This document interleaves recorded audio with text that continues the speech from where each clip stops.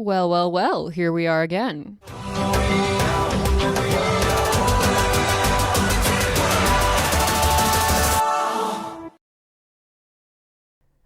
Hey everyone, it's Catching Tees here. Welcome to my channel where today, hello, we're back at it again with Yeosang because Outlaw was, let's just say there was a lot more in there for him than what I was expecting. So, since someone requested a follow-up, I was glad that we're both wanting this, so I'm gonna go through each song just for funsies, but it's probably not gonna be as put together as the first video. It's gonna be a lot more informal, probably with a lot more fangirling in between. Speaking of, if you haven't seen the first one of this, go and watch that for an actual sensical, holistic breakdown. This one's gonna include a lot of the same concepts, but it's not gonna be nearly as well explained, so make sure that you go and watch that first so you can actually fully understand what I'm talking about. Okay, now let's go.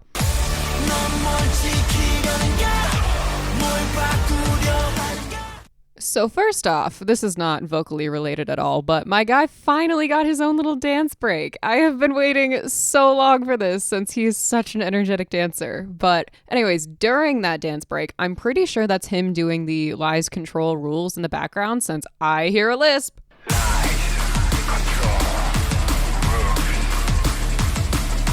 I always just love hearing his lisp because, first off, it's kind of cute, but it also is just there's Yeosang.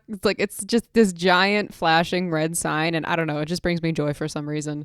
There's not much to say about that since it's literally just him speaking, but his deep and mellow voice just fits it super well. Other than that, the only part that he has in this song are the two lines in the chorus.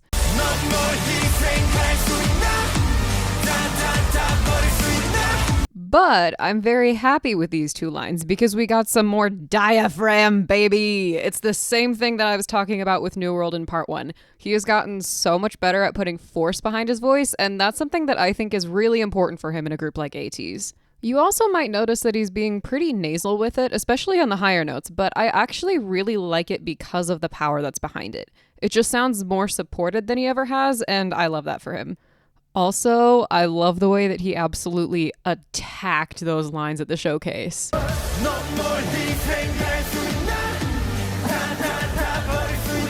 He really said, I might only have 2 lines here, but I'm going to sing those lines. And you know what? I think it's okay that he only got a couple of lines here because,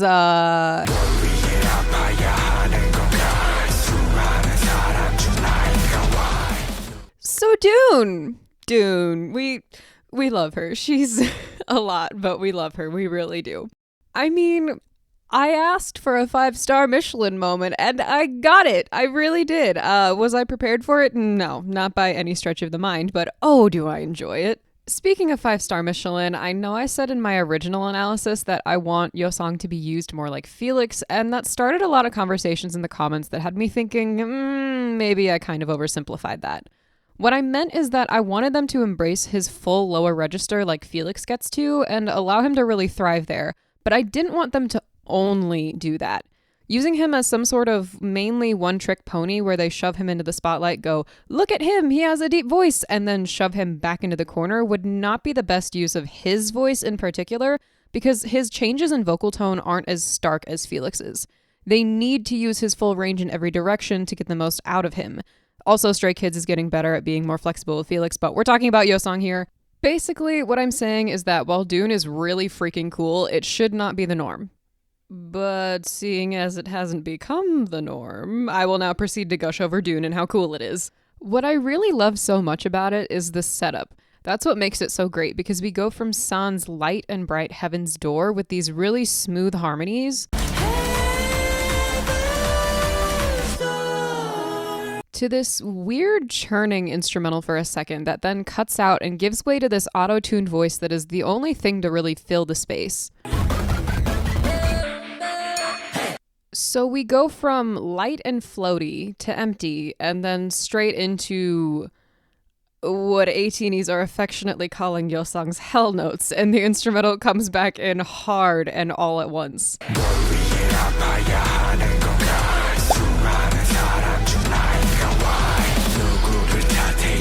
So while Yeosang's part is cool enough on its own, the build-up really helps add to that shock factor and make you go, whoa, wait, hold up.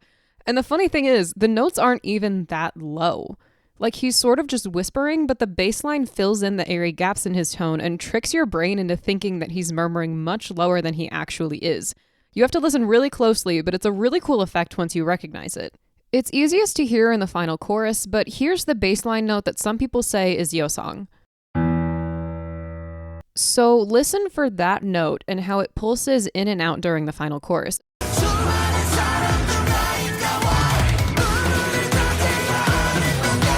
I am aware that they can cut backing vocals at different times than the front vocals, but it just doesn't sound like a voice to me, so I'm gonna go ahead and say that he's not actually singing that deep.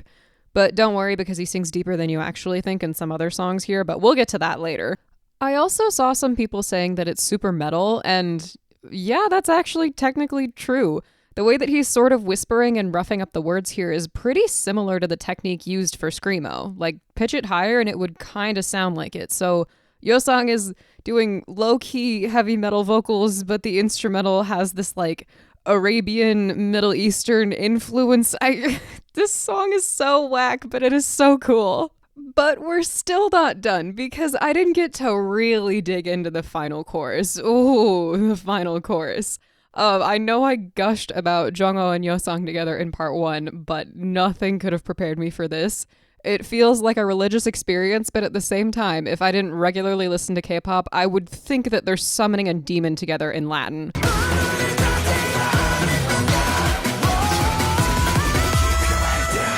We get a 4-octave spread in this bridge, which is insane, because Jongho is at the top here, and the bass line posing as Yeosang is down here. And we don't ever get both of those notes at once, since the bass line cuts out for Jongho's high note, but he's still singing high for the rest of the bridge, so we're still working in 3 octaves at the same time, at full blast, for like 10 seconds straight. It rattles my skull, and I love it for that. There's really not much more to say about it. Chef's kiss. This song is such a trip, and it's epic. Insanity at its finest, truly. Slow it down, make it bounce.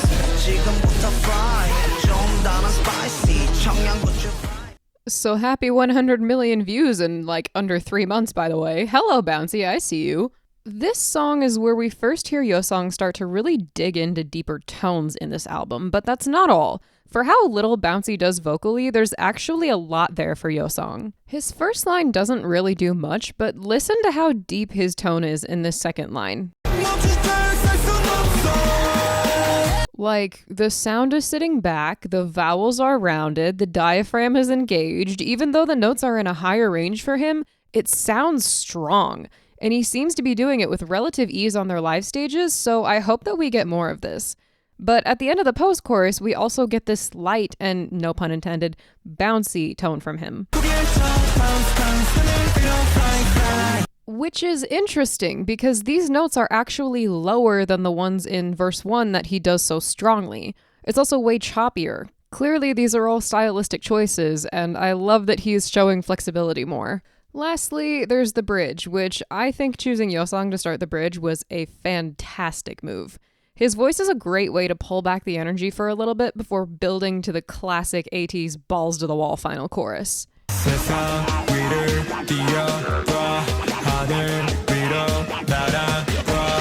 It's not even that low for him, but it just feels like it because of how strong he sounds.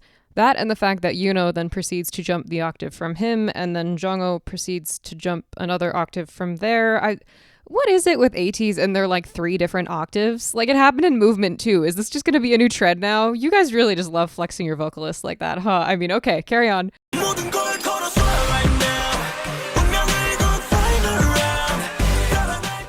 Everything I'm finding, literally everything, says that seonghwa is the one that starts this song. But I think it's a conspiracy and it's actually Yeosang, because never once did I think that seonghwa sung this entire part. So, here's what I actually think it is. Seonghwa sings the "Call in Me" at the beginning, and then Yeosang sings the rest until Jongho's part.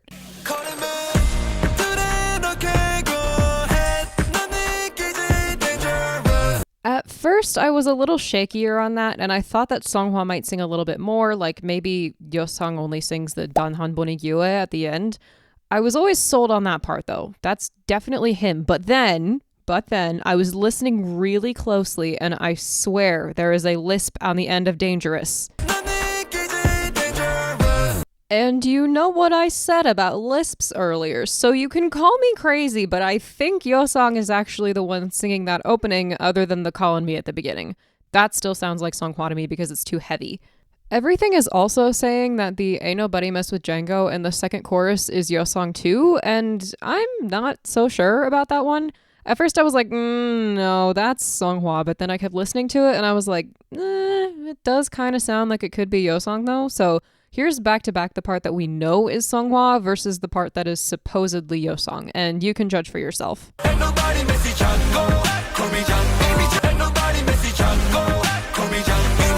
I think the auto-tune is causing most of this confusion, but also Yeosang is singing in a way that is so tonally deep that he sounds similar to seonghwa, and that is so exciting to me because we rarely get to hear him sing that deep tonally. I'm also just living for this seonghwa and Yeosang pairing here because they also have lines next to each other in the pre-chorus, and he actually sings deeper than seonghwa here.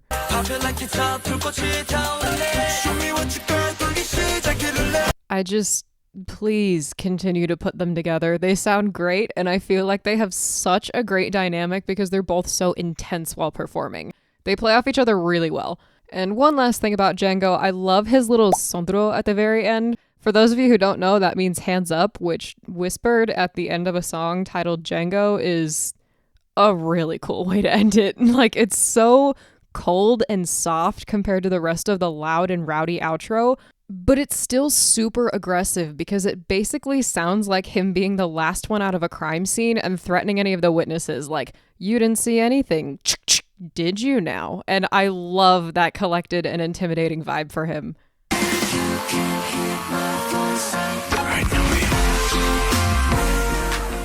So first off, the opening. Love the vocal fry. It sounds great, and I would love to see them experiment with something like that a little bit more. His second line keeps building on the whole deep and strong theme that we've got going here. But it's also super choppy, which contrasts his next line in the second verse, which is super smooth and relaxed. Okay, but moving past that, what I really want to talk about here is the chorus, because I am like 90% sure that Yeosang is hiding in the backing vocals, and when I discovered him there, I legit had to stand up from my seat, take a lap around my room, and then resort to keyboard smashing in my notes. Yes, I found this that exciting because I am a giant nerd. Not my proudest moment, but you can hardly hear this, and you need a really good pair of headphones or speakers for it. But I think Yeosang is sitting on this bass note for that entire chorus. It's easiest to hear in the outro because most of the layers fall away, so I want you to listen for this note in the final chorus.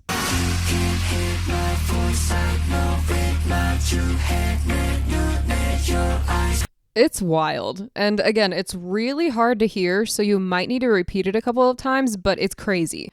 For reference, here are the treble and bass clefs. Oh yeah, I'm about to learn you all some basic music theory here. Most of what you hear in pop music is going to be in the treble clef, but it'll also dip into the bass clef a little bit, especially if you're working with male vocalists.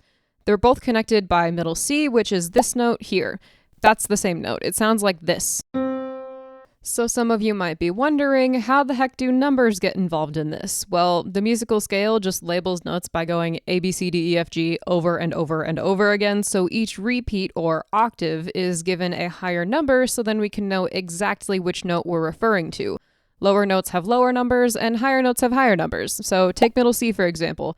Middle C is actually C4. So you might be wondering now, where is an F2 then? And the answer is, not on here. Literally, this note is so low that it sits just under the bass clef right here. And if you're a bass singer going, oh, that's not really that impressive, we're talking in terms of K-pop here. This is huge, okay? We never hit notes in the twos because K-pop has historically had a thing against anyone who is not a baritone or higher. So to put this back into an Ateez perspective, the beginning of Illusion ever only hits a B2.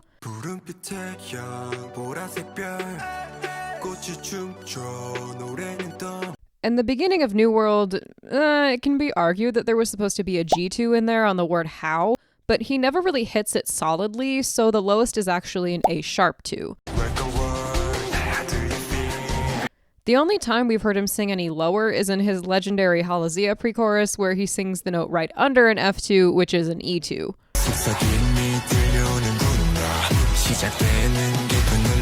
So if I'm right about this, can we please make this a regular thing of him doing super low backing vocals like this? Because I am imagining all of the possibilities here, and I am way too excited about it. Yeah, Yunho can hit those notes too, but Yeosang is a lot stronger in that range and also has that really pretty feathery quality to his voice that Yunho doesn't, and I just think it would be perfect for some really cool backing vocals or harmonies. I was talking about their whole 3-octave thing that they've got going on, but if we get Yeosang consistently singing notes like an F2, I mean, Jongho's note in Wonderland Symphony 9 is a B5, so theoretically, they could easily make that 4 octaves, just if they're feeling silly in the studio one day, perhaps.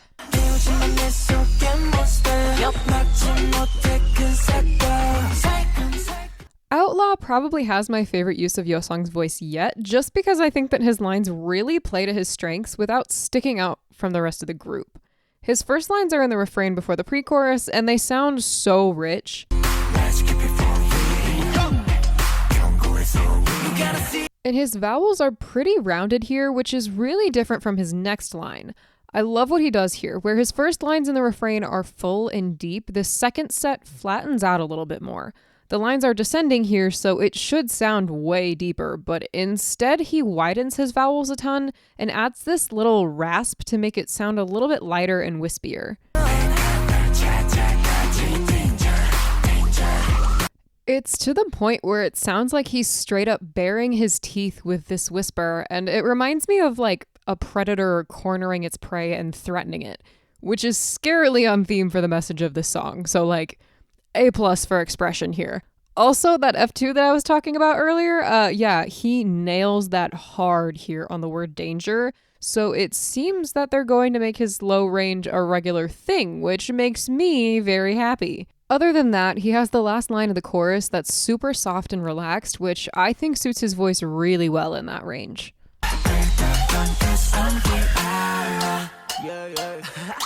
And he also gets this one line in the interlude before the final chorus that is, again, really low and raspy. And I really hope that they keep playing with that rasp because it's all over the CP, and I would hate to see it die out if they're only considering it as part of the theme and concept for just this release. But Outlaw overall is a great use of Yeosang's voice and a great way to close out this EP. So with that comes the official ending to Yeosang's vocal analysis. For now, I don't know, Ateez could always release something even crazier in the future, and then I might have to revisit again, but that's it for now.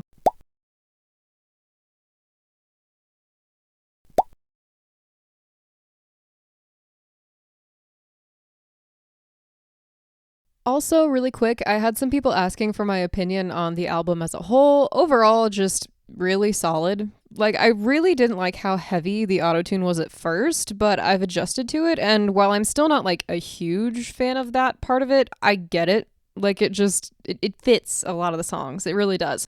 I would rather that they don't continue down that path any further just because it distorts their natural vocal tones so much, which clearly I love listening to those, but I'm definitely not opposed to them experimenting with it as an additional element in the future. As long as it doesn't become the base or the norm, I'm cool with it. I wish I could give you a favorite song off the album, but I genuinely can't choose. I saw this meme that an Ateez posted somewhere and went, yep, that sums it up. I keep going back and forth on them. I will say, though, it's usually between Outlaw, Django, and Dune. So that would be my top 3, I guess. The one thing that I can say, and this is going to get me flayed alive by some Ateez, but This World was at the bottom of the list for a while. Like, I like it now, but the first time I listened to it, I was like, what is happening?